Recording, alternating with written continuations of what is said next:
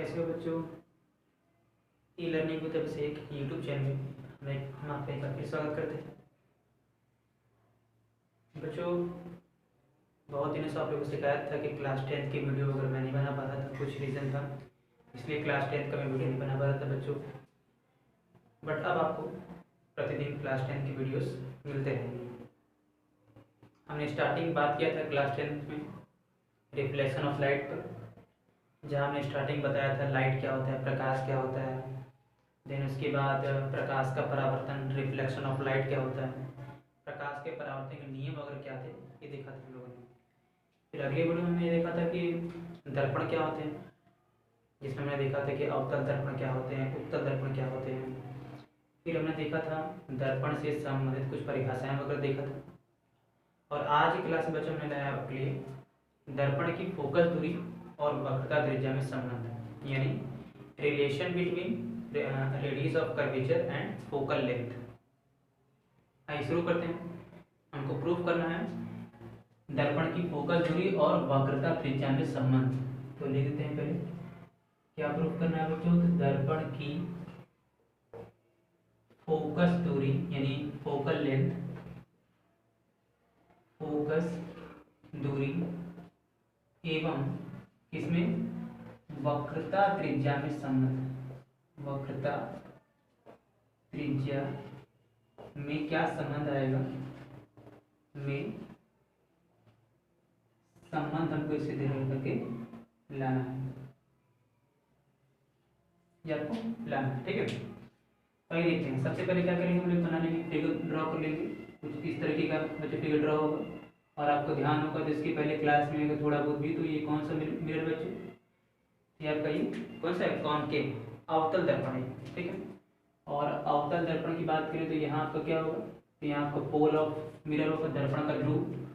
यहाँ से चलिए मान लेते कोई एक लाइट आ रहा होगा और क्या होगा, रिफ्लेक्ट होगा, टकरा कर वापस जाएगा। चलिए यहाँ से जरा फोकस में लीजिए, यहाँ क्या होगा, ये आपका एफ हो गया, मुख्य फोकस।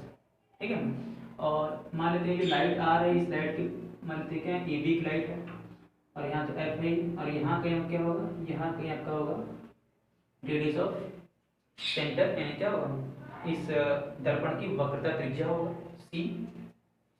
ठीक है, और क्या मान लेते हैं बच्चों, चलिए यहाँ से हम लोग क्या ड्रॉ कर लेते हैं, यहाँ से ड्रॉ कर लेते हैं परपेंडिकुलर, इसको हिंदी में क्या कहते हैं, अभिलंब ड्रॉ कर लेते हैं। अभिलंब ने देखा था, अगर याद होगा, यहाँ से हम ड्रॉ कर लेते हैं अभिलंब। ठीक है, अभिलंब कहाँ देखा था, तो प्रकाश के परावर्तन देखा था, प्रकाश आ रहा था, टकरा कर वापस जा रहा था, जिस बिंदु पर टकराता है उसे पे एक लंब खींचते हैं, क्या कहते हैं, अभिलंब। और याद रखिएगा, जब भी इस तरह का चित्र बनेगा तो अभिलंब कहाँ से खींचा जाता है, तो वक्रता केंद्र से खींचा जाता है। और याद भी होगा, जो प्रकाश आता है और अभिलंब के बीच का एंगल क्या होता था, ये एंगल आई होगा। आई मतलब आपतन कोण, कुछ ऐसा फिगर याद होगा आपको। ऐसे प्रकाश आ रहा था, यहाँ आपका अभिलंब था, तो ये अभिलंब हो गया। और ये आने वाले प्रकाश, यहाँ एंगल क्या था, तो ये एंगल आई था, और ये अभिलंब, ये जाने वाले प्रकाश यानी क्या होगा, एंगल आर होगा, एंगल ऑफ रिफ्लेक्शन, परावर्तन कोण। ये कौन सा है, एंगल ऑफ इंसिडेंट यानी आपतन कोण। और यहाँ पे क्या होगा, यहाँ आपका होगा एंगल ऑफ रिफ्लेक्शन यानी परावर्तन कोण हो जाएगा। चलिए मान लेते हैं बच्चों कि यहाँ पर क्या होगा, यहाँ पर जो एंगल होगा अल्फा होगा। क्या मान लेते हैं, अल्फा होगा। ठीक है, तो आगे आप लोग देखिए, आगे क्या दिख रहा है। अगर यहाँ से पर ध्यान दे रहे होंगे तो ये पहले तो जेड बन रहा है, पहली चीज। तो अगर एक हम बात करें इसके प्रकाश के परावर्तक नियम से, तो प्रकाश के किस नियम से, तो परावर्तन के नियम से, प्रकाश के परावर्तन के नियम से जो हम क्या बात कर सकते हैं, वहाँ हम कह सकते हैं कि एंगल जो आई होगा वो क्या होगा, वो एंगल आर के हमेशा क्या होगा, इक्वल होता है। ये क्वेश्चन 1 दे सकते हैं। और यहाँ पर देख रहे हो कि ऐसे जेड बन रहा है, ऐसे जेड बन रहा है ना, और जेड बन रहा है, तो यहाँ जो एंगल होगा, मैथमेटिक पढ़ा होगा, ये एंगल और ये एंगल क्या होगा, इक्वल होगा। कैसे, तो एकांतर कोण से। तो लिख सकते हैं एकांतर कोण से क्या कर सकते हैं, हम कह सकते हैं जो एंगल आई होगा वो क्या होगा, वो होगा इक्वल किसका होगा, एंगल अल्फा के होगा। इसको कह लीजिए इक्वेशन नंबर 2 है। हम लोग देख रहे हैं कि एंगल आई एंगल आर के बराबर है, और एंगल आई किसके बराबर है, यहाँ पर अल्फा के बराबर है। इट मीन्स ये भी कर सकते हैं कि एंगल आर एंगल अल्फा के बराबर है। तब हम लिख सकते हैं कि एंगल आर क्या होगा, ये आपका एंगल अल्फा के इक्वल होगा। ये आपका क्वेश्चन नंबर 3 हो गया। अब बच्चों देखिए, अगर हम ट्रायंगल की बात करें, सी एफ बी में बात करें, तो ये एंगल और ये एंगल बराबर हो गए। आप लोगों ने मैथमेटिक्स पढ़ा होगा, मैथमेटिक्स में पढ़ा था क्या, कि जब भी किसी ट्रायंगल या जब भी किसी त्रिभुज के दो कोण बराबर हो जाएं, और जब दो कोण बराबर होंगे तो उनके सामने की भुजा बराबर होगी, मतलब उनसे बनने वाली भुजा बराबर होगी। यानी जो एंगल अल्फा है किससे बना है, तो ये इस वाली भुजा से बना है। इट मीन्स क्या होगा आपका, it means F B equal, ये एंगल आर किससे बना है, तो सी एफ से बना है, तो सी एफ ये आपस में इक्वल होंगे। तब ये भी लिख सकते हैं हम लोग, तब कर लीजिए, अभी अतः कर लीजिए, ये बराबर होगा आपस में। और अगर ट्रायंगल सी एफ बी में दो भुजाएं, दो साइड्स बराबर हो गए हैं, तो ऐसे ट्रायंगल को क्या बोलते हैं, आइसोलेसिस। हिंदी में क्या होगा, समद्विबाहु त्रिभुज हो जाएगा।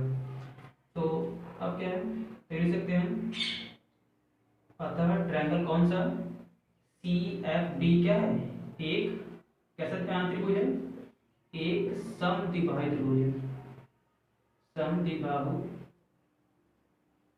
त्रिभुज है। ठीक है, अगर ये समद्विबाहु हो गया तो अब क्या देखते बच्चों, यहाँ आपको मानना पड़ेगा चीज, क्या मानना पड़ेगा, लेट, यानी मान लीजिए, क्या मानना है आपको, मानना है कि यहाँ पर सी सॉरी एफ बी है, ये क्या होगा, नियरली इक्वल एफ पी होगा। जब ये दर्पण का द्वारक छोटा होगा, माना क्या होगा, दर्पण का द्वारक क्या हो जाएगा, बहुत छोटा, ये आपको मानना पड़ेगा। दर्पण का द्वारक बहुत छोटा हो जाएगा, तो उस केस में क्या होगा, तो आप क्या लिख सकते हैं, तभी जो आपको एफ बी है वो क्या होगा, वो नियरली इक्वल क्या हो जाएगा, ये आपको नियरली इक्वल एफ पी, जो बी वाला पॉइंट है वो पी वाला पॉइंट में मिल जाएगा। ठीक है, आपको ध्यान रखना है कब, जब दर्पण द्वारा छोटा होगा। चलिए इसको भी मान लीजिए, कोई समीकरण स्टार मान लीजिए। ठीक है, अच्छा F B nearly equal F P है, और यहाँ F B equal C F ने पहले बता दिया है, तो ये भी कर सकते हैं कि C F equal F P होगा। इसलिए जो सी एफ है वो भी क्या होगा, वो आपका नियरली इक्वल किसका होगा, एफ पी के होगा। ठीक है, अगर आप इस चित्र में ध्यान दें तो एफ से लेकर पी तक, यानी मुख्य फोकस और दर्पण के ध्रुव के बीच की दूरी, ये क्या कहलाता है, ये कहलाता है बच्चों, ये आपका फोकस दूरी है। उसी तरह दर्पण के ध्रुव और वक्रता केंद्र यानी सेंटर ऑफ मिरर, और क्या होगा, पोल ऑफ मिरर, इसके जो बीच की दूरी क्या कहलाएगा, ये कहलाता है, ये आर कहलाता है। ठीक है, तो अब अगर इस चित्र से देखें तो क्या चित्र से नहीं ले सकते हैं हम लोग, चित्र से क्या ले सकते हैं, अगर चित्र की बात करें देखकर, तो हम ले सकते हैं कि सी पी जो होगा वो क्या होगा, सी से पी तक इक्वल होगा C F plus P F, या एफ पी कर सकते हैं, ये होगा ना। देखिए सी एफ मेरे पास क्या है, तो सी एफ क्या है, नियरली इक्वल एफ पी ले सकते हैं, एफ पी, और पहले से एफ पी था और यहाँ सी पी है। सी से पी तक ये क्या है, ये आर है, तो आर लिख दीजिए, और एफ पी मिलकर क्या हो जाएगा, 2 इंटू में एफ पी हो जाएगा, और एफ से लेकर पी तक यानी मुख्य फोकस से लेकर ध्रुव तक ये क्या होता है, फोकस दूरी, स्मॉल एफ हो जाएगा, तो 2 इंटू में स्मॉल एफ हो गया, और ये आर इक्वल हो गया। अब ये दो गुणे में यहाँ जाएगा तो बटे में हो जाएगा, तो फाइनली को क्या मिलेगा, फाइनली मिलेगा एफ बराबर आर बाई 2, जो कि रिलेशन किसमें है, दर्पण की फोकस दूरी और वक्रता त्रिज्या।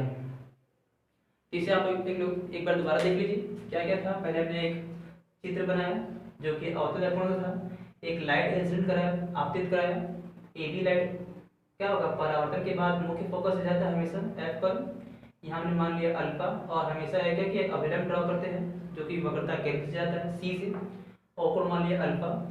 प्रकाश का परावर्तन हमेशा कहता है कि आपतन कोण परावर्तन कोण के बराबर होगा ही होगा, तभी हम बोलेंगे प्रकाश का परावर्तन हो रहा है, तो ये तो जानते हैं पहले से।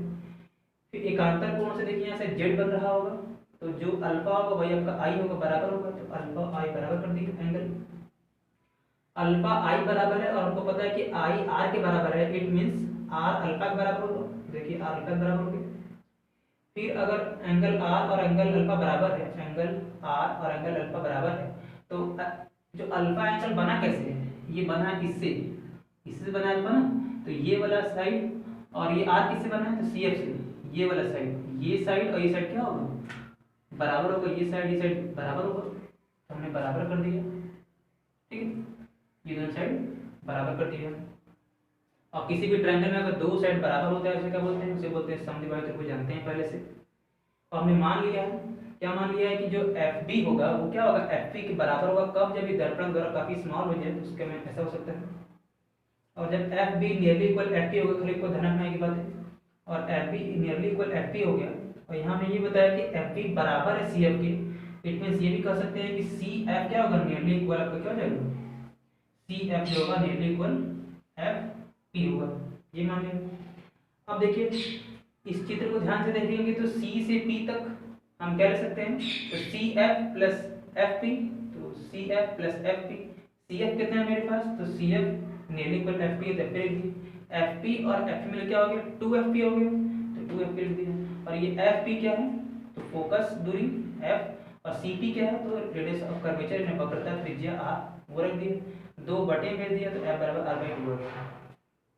तो बच्चों ये आपको वीडियो कैसा लगा, इसे लाइक सब्सक्राइब और शेयर कीजिएगा, और कमेंट करके बताइएगा आपको वीडियो कैसा लगा। बच्चों लाइक जरूर कीजिएगा ताकि मेरा उत्साह बढ़े और मैं आपके लिए आगे अच्छी वीडियो इस तरह लाता रहूँ। मिलते हैं बच्चों अगले वीडियो में, धन्यवाद।